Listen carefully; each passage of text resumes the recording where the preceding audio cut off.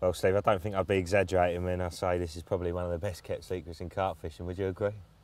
Pretty much so, Joe. We've had this at Richworth for well over 10 years now. It's caught hundreds of thousands of carp. Literally, if you can go to the effort of dealing with a product like this, where you've got to literally, you're going to demonstrate how quick and easy it is to make an active extract paste mix. You can make a boilie up with it or a dumbbell. They're all 100% natural. They've got lipids in them, green lip mussel, all sorts. There's quite a few in the range: fish and squid, liver plus, blue cheese, spice meat. Boilies have a hard shell, and they don't, the leakage rate is quite slow on a boilie. So you've got to put a lot in. You put one of these in, it starts working instantly in the water.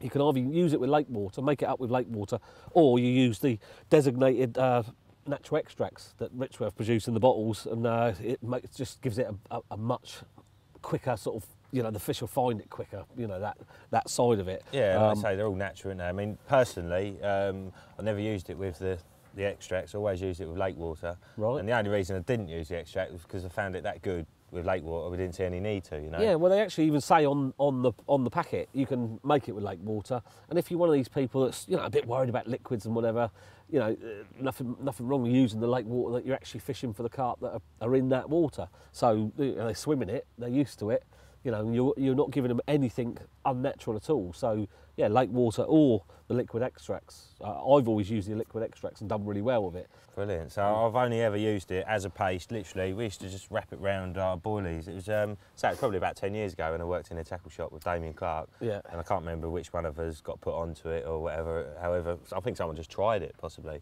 Done really well on it, took over layer. And then there was a group of us, about 10 of us. And again, we kept it to ourselves, Yeah, yeah. But yeah, we'd go over there, there'd be people sitting there, been there all day, you had anything, mate? No, you might as well turn home and go home, bit of old paste out, blank buster we used to call it. Yeah. Wrap a bit round the boilie, little stringer, wang it out, and quite often, we'd have half a dozen bites in an evening, and when others around are catching nothing, Well, So I think it's just the profile of the bait you've made. Going back long time ago, I used to use an awful lot of trout pellet paste, and paste is much better in fishing terms than a boilie is, because it leaks straight away. It leaks off all its, it's working the instant it's in there. The carp know it, and they'll take it more instantly. Whereas a boilie, they might have to taste a few and come back and then have a few more. With that, they'll literally, they're onto it. They know how good it is from, and they'll take whatever's in front of them. And that's why paste, in any form, works really well. But if you put it into a natural extract, it's going to be, like you called it, the blank buster.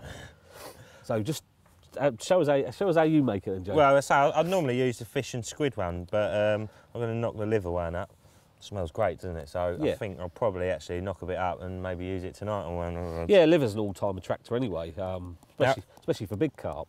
All I used to do, I made some up yesterday, so I used to. All I tend to do is just make enough up for what I need at the time. So I say, won't go too over the top. Liquid liver. You just form in the paste. Don't make it, start off where it's. You don't want to do it too wet, because then you've got to add more powder and more powder. So you start off on the dry side and add more liquid rather than the other way around. I reckon that's right. Let's get working. Just while Joe's mixing that, I'll read out the contents in all the mixes: milk proteins, plant proteins, lipids, carbohydrates, sugars, salts, amino acids, green lip mussel extract, corn steep, betaine, HCl, vitamins and minerals. But as well as that, they've all got their own unique ingredients too, haven't they? Yeah, whether it'll be the fish and squid, spice meat, blue cheese and garlic, that's probably my favourite, savoury yeast, liver plus. So it's, it's got an immense amount of carp attracting products in there. Those are all the things that carp look for in their daily diet, and they need in their daily diet. Now, obviously on the packaging, they recommend to leave it for an hour, obviously, to soak up all the bits and bobs and that, but again, keen days over layer, there was no time for that, just knock it up on the bank and out it went, and it seemed just as good. So. Well, it's the type of product you can make at home. It's not messy, it's not smelly. You could, even if you did it out on the patio, you've seen what we've made it in, a little tiny bowl, it's job done. Like I say, I always make mine up and put them into a pellet or a powdered mix and let it draw out some of the wetness, and then they go rock hard. So you just roll up different little shapes and that. Yeah, different shapes, triangles, all sorts of things, dumbbells. You can even form that round a cork ball and let it go really hard. You've got a pop-up. you know, a very different pop-up that will start. They start sort of going all slimy, and they let off. That's right. It's weird, isn't it? When you reel it in. You can't grab it. It's all slimy, and you know. One little trick I do is if you roll as a sort of a 16mm size bait, I use a little bit of PVA stocking. So I suppose this is where the hour thing comes in, because I was just wrapping it around a boilie. Yeah, I mean, sometimes you probably might not have been fishing that. Once that hits the deck, if you cast it a long way and it hits the surface of the water, it might have come off. What a little tip I do, if I'm making them and using them as quick as that, when you put them out, you know, if you use them on like a boilie shape, just put the PVA stocking round there like that. That's nice. Just so it starts, you know, so it starts coming through the stocking, and then you've got put your needle through, boilie stop. That'll never come off. You know you've got the hook bait sat on the hair. Brilliant. Yeah. So that's you know that's what's worked for me.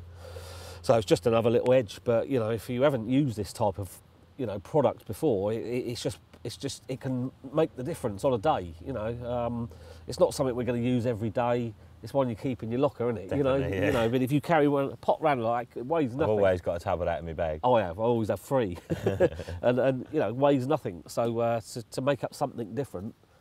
And it's surprised how far it goes as well. You know, for a small tub, you do get a hell of a lot you've of only bait put out. a little bit of powder in there. You've got quite a lot of hook baits there. That'd last you a good 2 or 3 days. Easily, yeah. Yeah. Excellent. All right, mate. Well, I'm going to continue using this tonight, and See how it goes tonight, mate. fingers crossed. That's it, mate.